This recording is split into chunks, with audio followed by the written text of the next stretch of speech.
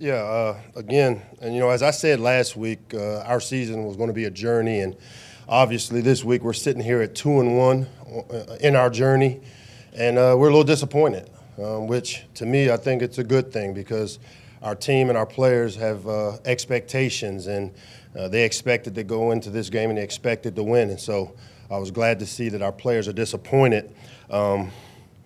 And as we said to our players on Saturday, no one expects setbacks, but everyone has them. And for us, it's going to be really important that we get to the crux of what created the setback for us. And that's a good thing that we have a bye week this week to kind of get the answers. I thought we played well in two parts of our team, defensively and special teams. And on offense, I thought we were off. I thought our timing was off. And so the bye couldn't have come at a better time for us to be able to delve into the why. And we'll use this week to figure that out as well as get back to some of the fundamental things that we need to move forward in our journey. Temple was a good team, and we said that last week, and we give them credit, all the credit for the win. But I also told our team, one win won't define us, and neither will one loss. And I think that's important that we understand that, again, when you're on a journey, every step is important, but no one more than the other. So we'll continue to move forward with this and utilize this bye week to get us back on track. Before I open it up to questions, we got some exciting news here for us as a program that, we're going to bring Ralph Friedgen, a guy that has really had a huge impact on my career as a mentor and as a coach, back to College Park for the game Friday against Penn State next week. And I can't tell you the impact that Ralph has had on Maryland football, the community, as well as college football. He is a guy that I have the utmost respect for, that I've always looked up to as a guy that loves and has passion for this place like I do. And so to be able to bring him back and honor him in the right way, I know I'm excited as well as our team and our fans, and we're looking forward to having him back in College Park next week. And with that, I'll open it up to questions.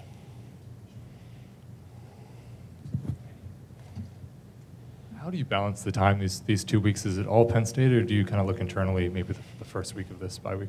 No, you definitely you want to do a little bit of both, but I think the big thing for us is we tend to go back and we do a huge self-scout to see who we were the first 3 weeks on video, offensively, defensively, and special teams.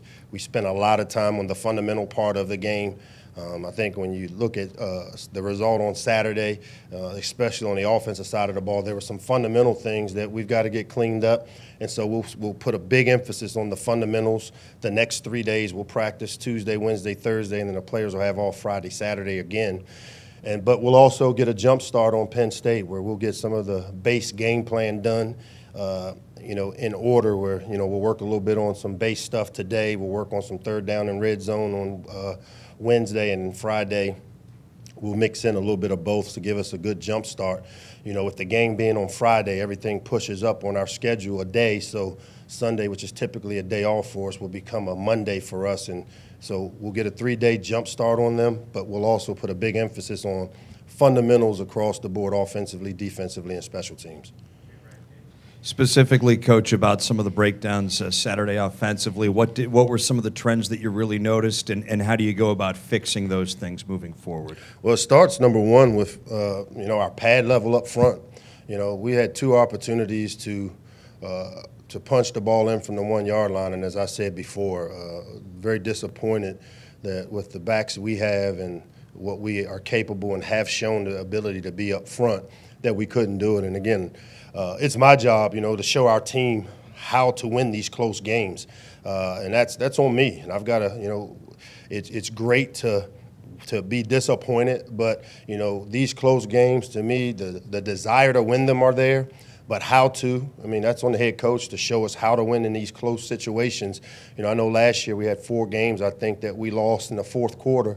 And then, again, we had opportunities, 2 different times in the low red zone and the goal line to win the game. And so that's on me as the head ball coach to figure out how to show our guys how to make these plays when they're there to be made. But, fundamentally, playing high up front, I thought our pass sets weren't great. We got our quarterback with playing with the eye discipline that it takes to execute the offensive system across the board. You know, receivers and their depth of their routes, they were just, you know, we can go across the board. And what we typically do this time of year is each coach goes through his position group to see the fundamental things that we need to improve on, and that's what we work on this week. Do you have an update on Terrence Davis? Yeah, you know, Terrence has a MCL sprain. So, you know, right now with where he is, it's probably a 4 to 6 week deal, depending on how quickly the thing calms down. So, you know, we're expecting him to be at least 4 to 6 weeks with an MCL.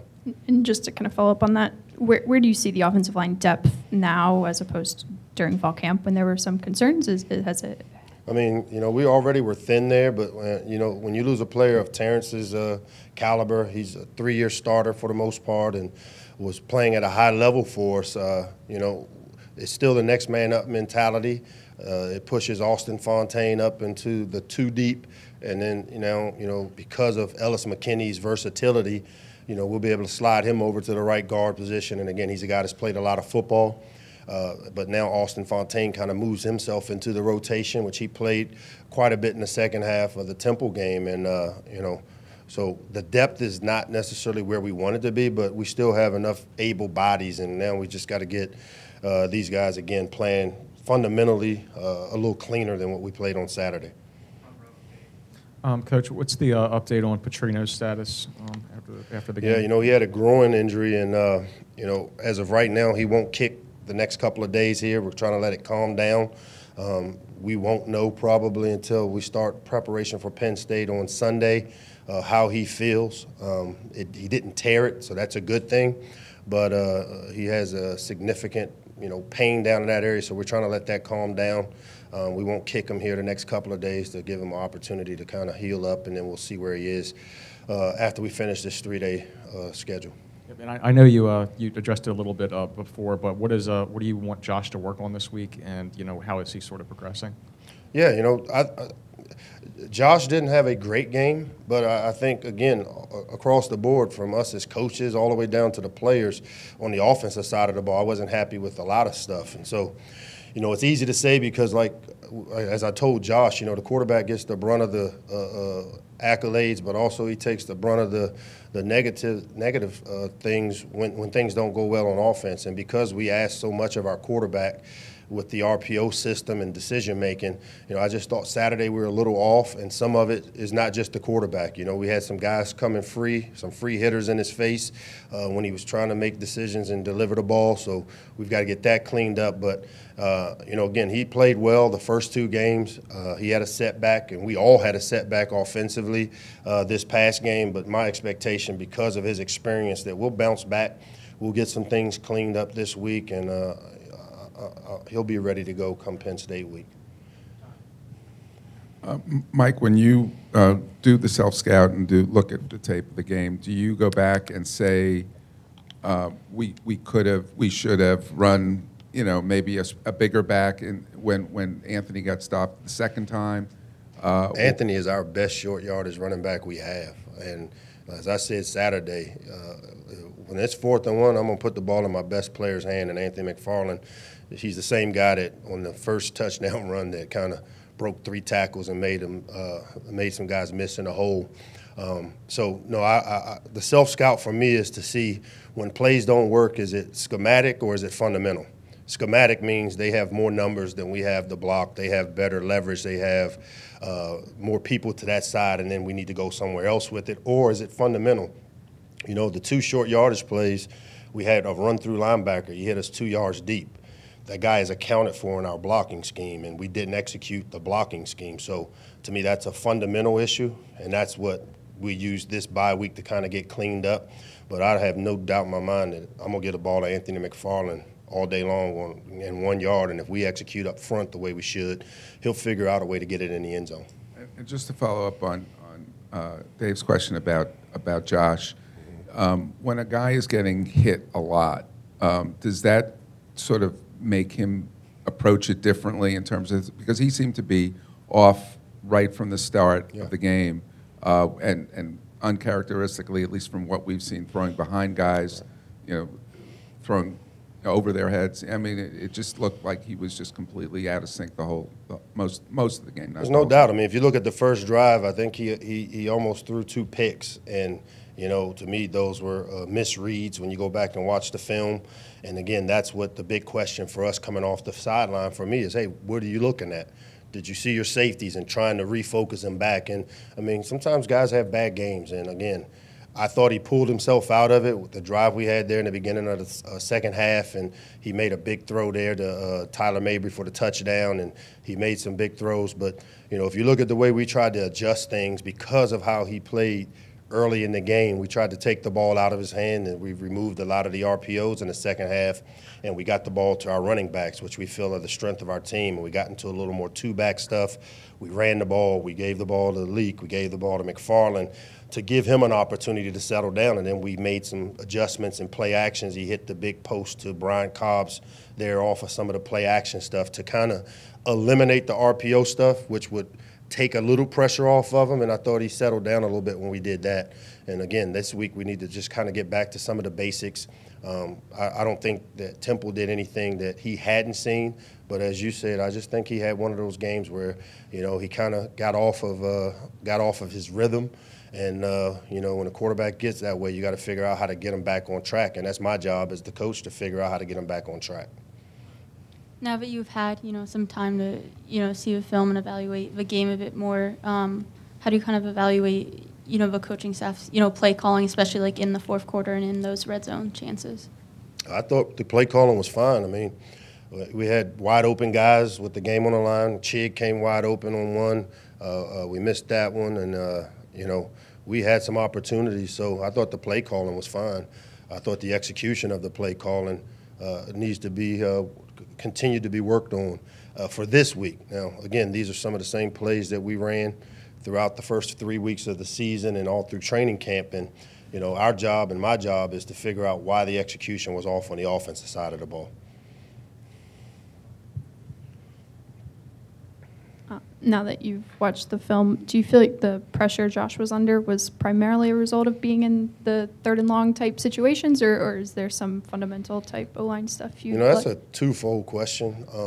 One, there's this misconception that there's pressure. When you throw RPOs, you're going to have some free hitters, and that's where, again, up front, we need to stay in front of our guys, and I didn't think we did a great job of that.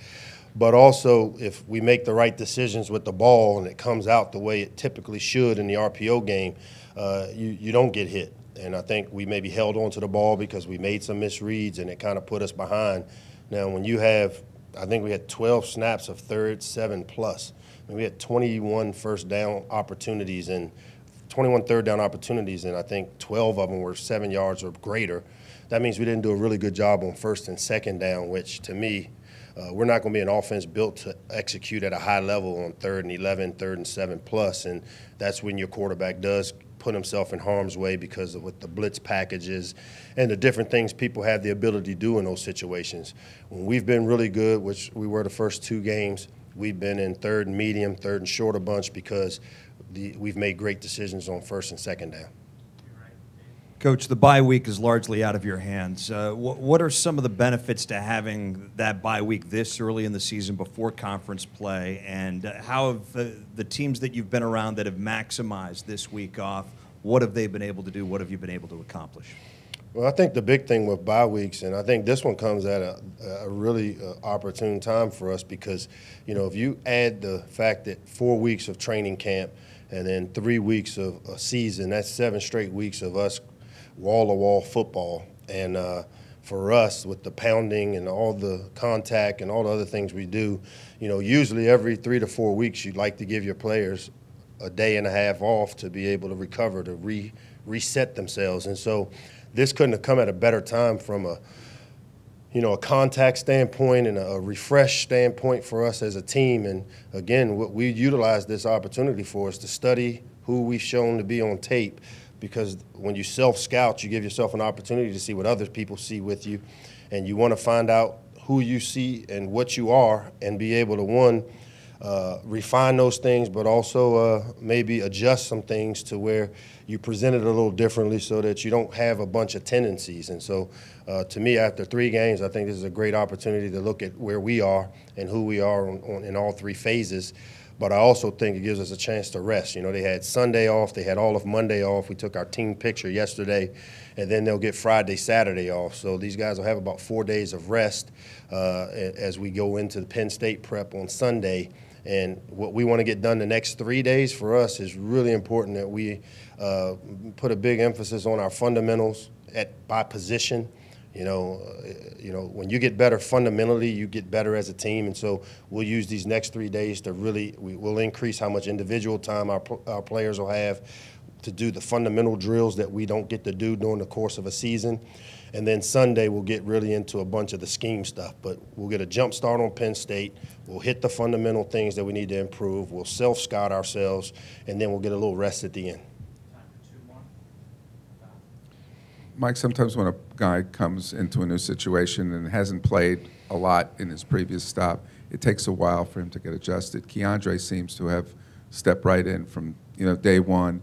What is it about him? Does he play? I mean, does he sort of have a chip on his shoulder because of what happened at Ohio State, where he didn't get a lot of opportunity?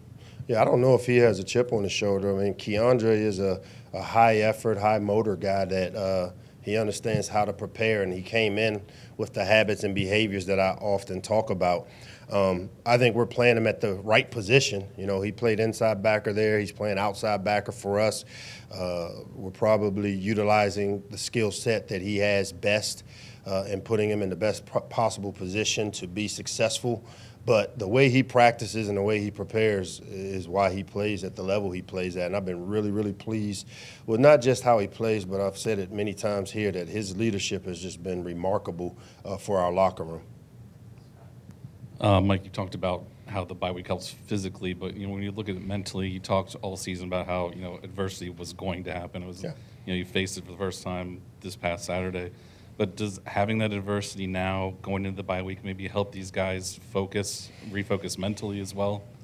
Well, it's my job to get us to focus. And again, I said the want-to was there, the desire to win was there, but how to win in close games, that's on the coach. That's on me. And I've got to show these guys that when we get into those situations, how we need to perform and the types of habits and behaviors we need to have.